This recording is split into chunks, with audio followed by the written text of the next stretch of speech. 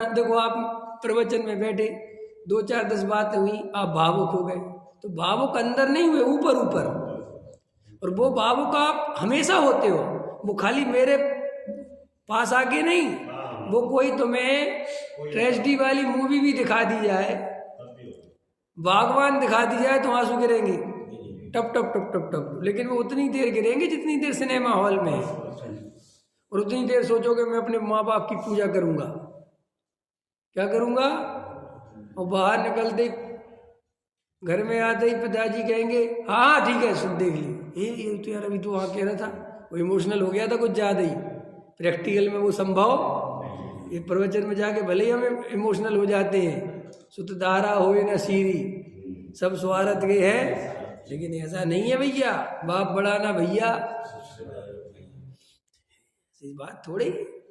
पंडित जी मंदिर की बात है तो मंदिर में ही है कि नहीं, ऐसा थोड़ी अपन एकदम से पलट जाएंगे, एकदम से पलटने की बात ही नहीं है, तुम पलटना ही नहीं चाहते, और कब पलटोगे, अब नहीं पलटे तो।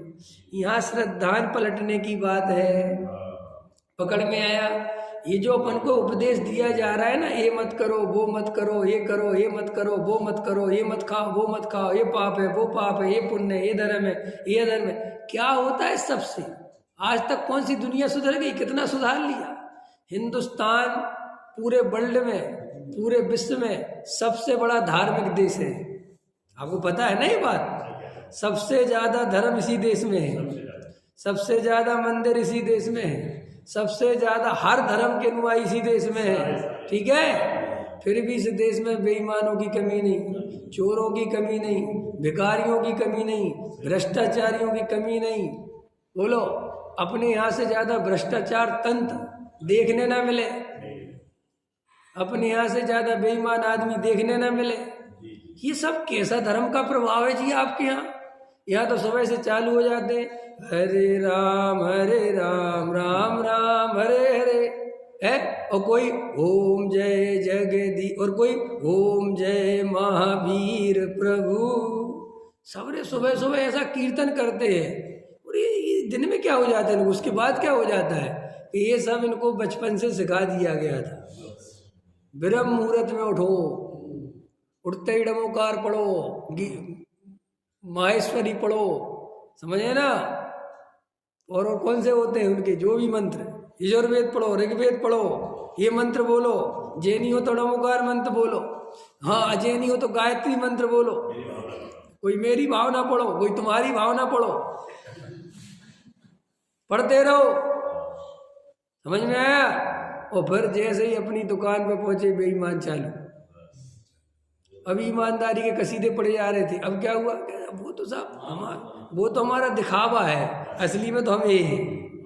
ये भारतीय लोगों की जो दिखावट की आदत है ना, सज्जनता, ये हमारे पता खून में आ गई। हमारे आजे पुरजे, आजे समझ गए पूर्वज, वे उस समय बहुत सारे कई ऋषि मुनि रहे होंगे, इस भारत पे बहुत ऋषि मुनि हुए, तो वो हमने ऊपर से तो ओढ़ लिया उनका ऋषि मुनि पना, अंदर हम बेईमान बने रहे। अब प्रॉब्लम ये हुई कि वो कॉपी पे कॉपी पे कॉपी, कॉपी पे कॉपी होती गई, नहीं समझ में आया, और वो copy paste copy paste copy paste चल रहा है, और मूल पता ही नहीं है। वे तो चले गए महावीर बुद्ध गौतम सब चले गए, और यहाँ पे जो है वो कॉपी पेस्ट फोटो लगी है महावीर की, नहीं समझे, अहिंसा, अचोरे, सत्य, अपरिग्रह, ऐसे लिखे हुए घर में सिद्धांत, ये जीवन है, समझ में आया ना। और उसको एक भी काम नहीं करता,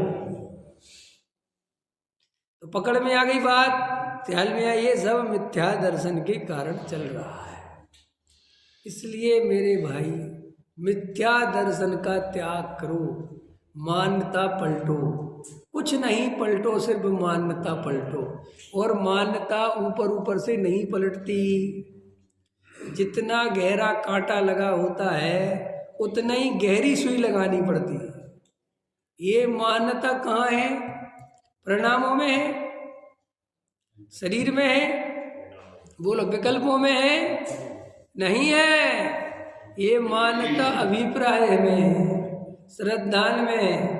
और हम लोग क्या कर रहे हैं, अभिप्राय, देखो अभिप्राय पलटने के लिए कोई शरीर की क्रियाएं पलट रहा, कोई 2 बार खाता था 1 बार चालू कर दिया, कोई 3 बार खाता था 2 बार चालू कर दिया, किसी ने वस्तुएं नियम इतनी कर ली कि हम 2 हरी लेंगे, अब इसके बाद आगे नहीं लेंगे, बोलेंगे। ये शरीर की क्रियाएं करके सम्यक दर्शन चाहता है, जबकि सम्यक दर्शन काय की पर्याय है? श्रद्धा की। और श्रद्धा का नंबर सबसे लास्ट में, क्योंकि वो बहुत छुपी हुई है ना, वो दिखती। और फिर कई लोग ऐसे हैं, शरीर की क्रिया से कुछ नहीं होता, परिणाम के बिना क्रिया शून्य है, परिणाम निर्मल होने चाहिए। तो वे परिणाम निर्मल करने में लगे, और परिणाम तो निर्मल हो ही जाते हैं। कैसे? अभी मंदिर में बैठे हो तो परिणाम निर्मल है कि नहीं? अरे बोलो, मेरे प्रवचन सुन रहे हो तो अच्छा लग रहा है? हाँ साहब, बहुत वैराग्य चल रहा, अंदर लग नहीं रहा कि संसार में रहने लायक है, बिल्कुल कुछ नहीं ऐसा लग रहा, बहुत ईमानदारी से रहना है, बिल्कुल ऐसे ही भाव चल रहा है, अब तो बिल्कुल चल रहे ना, तो परिणाम बदल गए ना, यहाँ सब बदल गए। लेकिन अभिप्राय अभी भी नहीं बदला, और आप बस यहीं तक आते हो और यहीं खुश होके वापस चले जाते हो। वो अभिप्राय फिर ज्यों का त्यों बना रहता है। फिर क्या होता है, जब अभिप्राय ज्यों का त्यों बना रहता है तो जैसे ही मंदिर से बाहर वो अभिप्राय कूद किया जाता है वापस, फिर वो परिणाम, फिर कहते हैं अरे रे।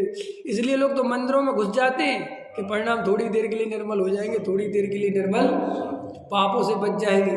अरे काम ऐसा करो कि मंदिर और घर एक हो जाए। ये क्या तरीका है? पापों से बचने के लिए मंदिर की दीवारों में घुसना पड़ता है? पकड़ में आई मेरी बात के नहीं आई? अरे तुम ऐसे निर्मल रहो कि रोड पे भी चलो तो निर्मलता हो। हमारे मुनिराज, हमारे ते ज्ञानी धर्मात्मा घर में भी बैरागी थे कि नहीं? कि मंदिर में आके बैरागी होते थे? वे घर में ही बैरागी थे।